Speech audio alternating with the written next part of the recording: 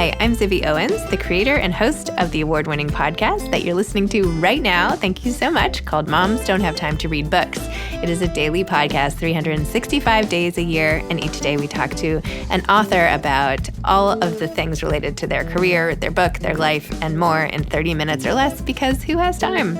I am now an author myself, although I wasn't when I started this podcast, and you can get my new memoir, Bookends, a memoir of love, loss, and literature, wherever books are sold starting July 1st, and my children's book, Princess Charming. You can learn more about me at zibbyowens.com, but really you're here to learn more about the authors, and that is what we're going to do.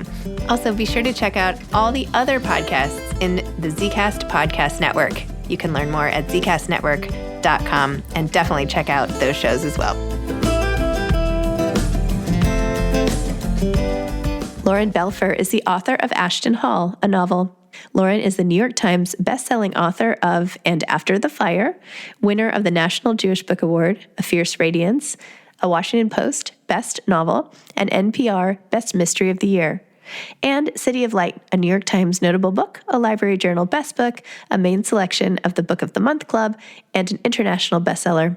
Belfer attended Swarthmore College and has an MFA from Columbia. She lives in New York City. Welcome, Lauren. Thank you so much for coming on Moms Don't Have Time to Read Books to discuss Ashton Hall. Thank you, Zibby. It's an honor to speak with you, and I just wanted to take a minute to thank you for all you do to bring readers and writers together. It's really extraordinary, the work that you've done. And I also want to tell you how much your memoir, Bookends, has meant to me. And if there are people listening who haven't had a chance to read it yet, I hope they'll read it very soon.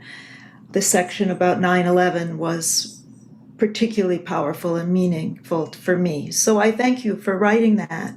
Oh, you're welcome. And doing that in addition to everything else you do. You're always, I think, giving to others. And I hope you never lose track of your gift as a writer. To share your experiences with the rest of us. It's very meaningful. Thank you. Oh my gosh, that is so nice. What was your 9/11 experience like? Was it similar? Well, in fact, I was at my hometown, Buffalo, New York, on 9/11. My first novel, City of Light, takes place in Buffalo in 1901, and it was made into a play that ran for 4 months at one of the theaters in Buffalo, and that was opening night, was 9/11. And as it happened, I was there by myself. My husband and son had come up for some receptions for the opening, but my son had to start school. So they went back, and everyone I knew was okay, but I wasn't able to reach my husband or speak to my son for a couple of days after that. And of course, initially, you had no idea what had happened. My husband had gone down to start jury duty that morning and got off the subway in Lower Manhattan and saw the buildings on fire and, turned around and walked back uptown. But of course, as hard as this was for me and my family, it was nothing compared to what you went through, losing a very close friend. It's just horrifying. And as you say, it just vanished to thin air, finding out nothing. It sort of chokes me up even now to think about that. Wow. Well, it's not about comparing, right? We all just it was an international event. It was a huge thing. Right. It was horrific, the scale of loss and the suddenness of it. So it shouldn't be you versus me at all. Right. I mean, it was, we were all in it in different ways and different fears and experiences, and so many people had it much worse than me, for instance. It's not like that. It's not a sliding scale of trauma. Well, that's right. But, just anybody feeling like they have lack of access to the people they love the most is just horrific. In this instance, in other instances, it's terrifying. It doesn't go away. So right. I guess to transition to your book, there's also a lot of scary stuff and trauma in this book as well. Nikki, well, maybe you should tell what it's about and then I'll go into my whole thing. Well, Ashton Hall is the story of a mother, Hannah Larson, and her young son, Nicky. Nicky is neurodivergent, and so he sees the world differently from others.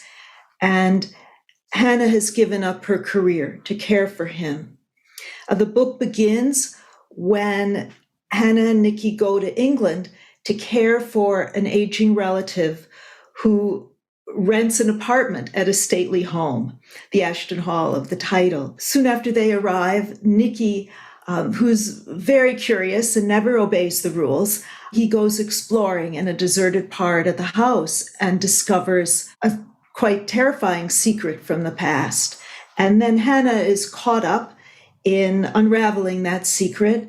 And Nikki and Hannah learn what it's like to live in England, a very different culture, even though we all speak the same language.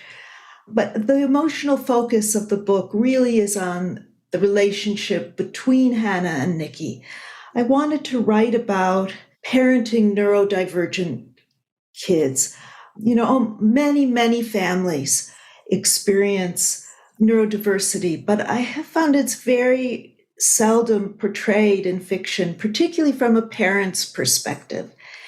And so it was really important to me throughout the course of this book, and there are a lot of themes in the book, and there is this exploration of the past, but I tried to keep the relationship between Hannah and Nikki right at the front, that young Nikki, who is very difficult in some ways and so charming and so wonderful in other ways. To me, he's the hero of the book. And his journey through the book is what really motivated me as I wrote it. Huh. Nikki, you do such a great job of showing all the different ways where his neurodivergence, I guess, is playing out, and how even in those moments, like you have a scene at the beginning with Peter, right? Peter was the boy who he played with in maybe I got the name wrong, but anyway, they met each other. Yeah, Peter, whose mom was the Upper East Side mom with the ponytail, right? And so just even how something as simple as playing football spontaneously in Central Park with another boy can lead to one of his big outbursts, because all of a sudden he became fixated on, how many bridges or how many signs there were in Central Park, and how Hannah knows it's coming. She feels those beginning inklings and is like bracing herself, because it could go in so many different ways, including Nikki harming the other boy. And then in fact, throughout the book, and even towards the end, when Nikki does in fact inflict a great deal of harm on himself and the mom, and not to give anything away, but that scene in particular was so powerful. And what do you do when the person you love has something going on with them that it makes them hurt themselves and the ones they love, even though they don't mean it? What do you do with that? And how do you parent your way through it? How do you navigate that and keep your love intact? And yet, all of that. And, even Hannah at one point says, of course she would put herself on the line. It's her child, whatever he needs to do, she'll be there. So I don't know, talk a little bit about that. Well, it's very, very hard to be a parent of a child who has these issues, because you always want to be there for them. And they do often have these swings. Now, I want to be really quick to say that, I guess to begin to say that the ideas of neurodivergent, neurodiversity, those are new terms. And as I talk about the book, I find that a lot of people have never heard those terms before. So maybe we should say at the beginning that neurodivergent, neurodiversity, those are umbrella terms, and they encompass autism, ADD, ADHD. And I think that neurodiversity is a really good term, because no child is just one thing. I don't think it's right to just label kids and say, oh, you're autism spectrum, you are ADD, and limit them, because kids are always evolving. Obviously, they're alive, they're growing, they're changing every day. And when I portrayed Nikki, I wanted to show him as a little boy, just like any other little boy, but he has these extremes of behavior when something triggers him. And at those moments, his life he kind of escapes himself. He doesn't even understand himself at those moments. And Hannah, as his parent, as you say, she knows it's coming, and she's waiting for it and trying to react in the best way that she can. She so often feels like a failure as a parent. And I think one of the hardest things for parents of neurodiverse kids is that they get so little support from the outside, from other parents. They're often told, you should just give that kid a slap. Give him a spanking. Older people say that, not younger people. You're not giving enough discipline. Or they go on the other side and they'll say, you're too strict with him. Just let him do whatever he wants to do. And I've even heard stories of people calling the police when kids are losing control on the street and the parents are struggling to control them. And bystanders can interpret that as a kind of abuse, call the police. So, just to say that it's very difficult, it's very complex. And I wish the world outside the parent-child relationship would be more forgiving and more understanding and give more support. Do you have a neurodivergent child? Does this come from you, or is this totally fictional? I don't want to violate anyone's privacy. Okay. So I'll just say that I know this situation from my own family and from my husband's family. And this has led me to do a lot of reading over the years and learn about the experiences of other parents too. What I'm writing here comes from the heart. Got it. I will say. Wow. You obviously had the whole through line about Nicky and his many ups and downs and this new remediation attempt essentially in London, where he does fare much better, especially at the start, and goes through all of that and witnessing how he copes with loss and just all the triggers that can throw him off. But there's also, I found another very interesting storyline with Hannah and her husband and what it means to be faithful in a marriage and what monogamy looks like and what it means to sort of hide your true love. And can two relationships exist at once? So I don't know if you're comfortable talking about this or if you want to save it, but I found this very fascinating. This whole, her husband's whole line of argument presented in such a analytical way about things that are so completely not of the brain, but of the heart. Right. Well, thank you for keying into that part of the novel. And I don't want to give away too much for people who haven't read it yet. But as you say, Hannah's husband has unusual ideas about what constitutes fidelity in a marriage. And one thing I was trying to get to there is that I've often heard men talk about having open marriages, and it's something that recurs sort of throughout history, that men often feel entitled to an open marriage of one kind or another. But if women want to have the same, they're not entitled to that. Right. No matter what the circumstances, no matter what genders are involved, what sexual orientation is involved. And I wanted to look at that from a woman's perspective, and a woman who, needs that marriage to support her son. She needs the structure of her marriage, but she sees that if she stays there, she has to be a kind of second-class citizen, that there'll be one set of rules for her husband and another set for her. And can she live with that? Can she balance that out? And in the end, she decides that she can't live with that inequality, with one set of rules for him and a different set of rules for her. So she takes that leap into the unknown of trying to raise her son on her own, and finding out that she can do that she's better off, and that if she has another love relationship, it's going to be one of equality. Yep. And hopefully one of economic equality too. And that's an issue I wanted to explore in the book too, that, so Hannah finds herself trapped in her marriage because she's given up her career to raise Nicky, and Nicky needs her extra attention. And yet when there's trouble in the marriage, she doesn't have anything to fall back on.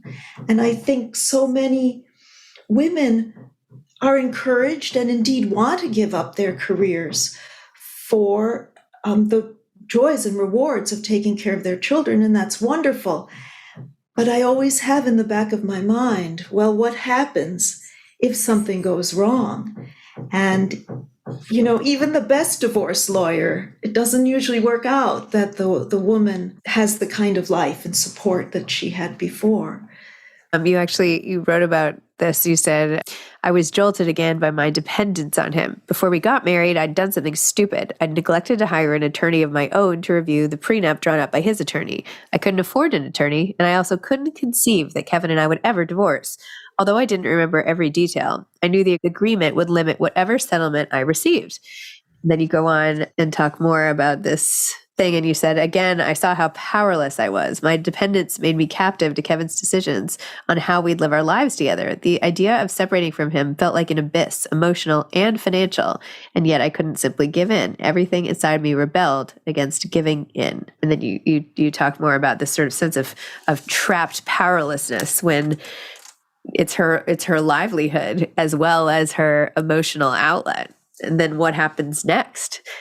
Even when he almost turns against her and sort of critiques her parenting of Nikki, which is really impossible at times, right? There's almost no good way to make a difference. You just have to go along for the ride and do your best, but it's incredibly, incredibly challenging. So anyway, putting that, how the financial constraints how he sort of turns on what's the expression? Turns on a wire or something. Right. How he turns so quickly when he feels threatened and uses that to fall back on, which I found particularly despicable. Right. That I often find people on the outside of a situation like this, it's the same as I was saying with Nikki. People will say, well, just leave him. Why doesn't she just leave him? Or they give you that sort of harsh advice when life is so complicated for women and for wives. It's never that easy just to say, he's being horrible, just leave him. You can't.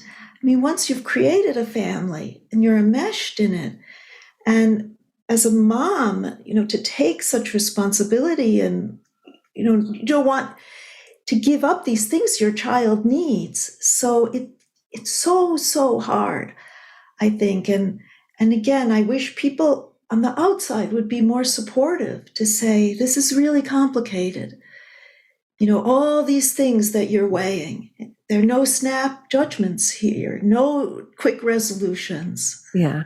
So Lauren, it must have taken you a while. This novel has so many layers and settings and feelings and plot twists and all of that. Tell me about the writing of it. Well, I first got the idea when I was in my early 20s, and I received an invitation from an acquaintance to stay at a private apartment at a British stately home called Blickling Hall. And I don't know about you, Zibby, but when I was growing up, I worshipped all things British. Yes, I was a royal fanatic. The royalty, exactly. And so when I received this invitation to stay at Blickling Hall, I was completely thrilled. And because I was staying in a private apartment, it's still incredible to me to think about this.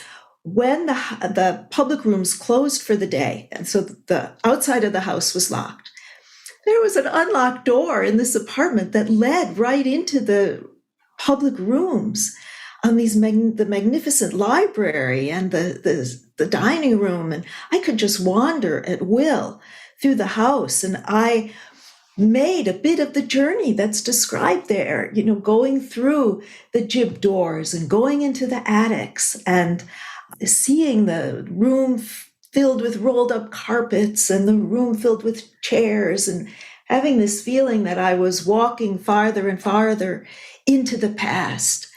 And I started making notes for a novel to be set there, but I didn't really do anything with the notes when I was in my early 20s.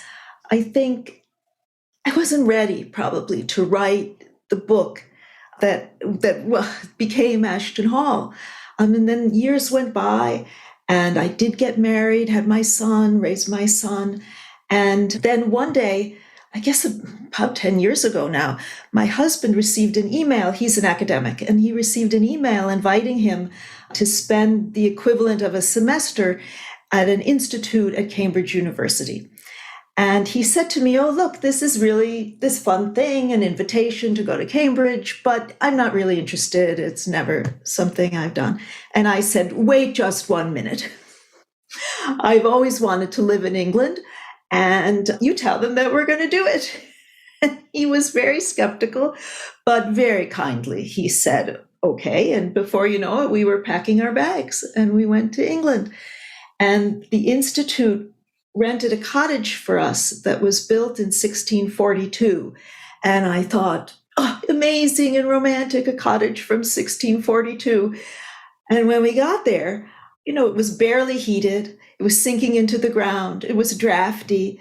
All the water from the house, except for the toilet, went out through a pipe into an open cesspool in the garden.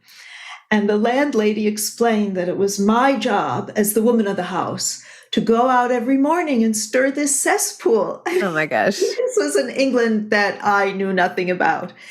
And I also didn't know that there are cows wandering around Cambridge with grazing rights going back to the Middle Ages. And we had to walk across a park to get to the center of town. And there were cows all over that park. And, it's like cows wandering freely in Central Park. It was just not what I expected. So the people we met were wonderful and so kind to us and so welcoming. And that was fantastic. But the actual day-to-day living was such a surprise. And I wanted to dramatize that too in the novel. So that's a strain in the book that goes through the book. But one day I was finishing up my third novel and thinking about my fourth. And then one day as I was wandering the historic streets of Cambridge, it suddenly came to me that I could take Blickling Hall, where I had stayed decades before, and move it to the outskirts of Cambridge, and then fill it with people that I cared about and explore its past. And this kind of moment of insight that everything that was going to be in the book just came pouring into my mind all at once, and I was ready to start work. Wow. And how long did it take to write? I guess about 6 years. Wow. And my books always take a really long time because I go down a lot of research rabbit holes, but I also love doing the research. So it's always a back and forth. Wow. And because I was writing a lot of it during the pandemic, that prompted me to explore medical practice in the Tudor age, which, part of the mystery of the book concerns the Tudor era. And it was so interesting to learn that it was women, particularly upper-class women, who took the lead on medical care at that time. And I really enjoyed exploring that. It was something that we never think of, that women would have taken on that role and had a certain responsibility in the community just doing that.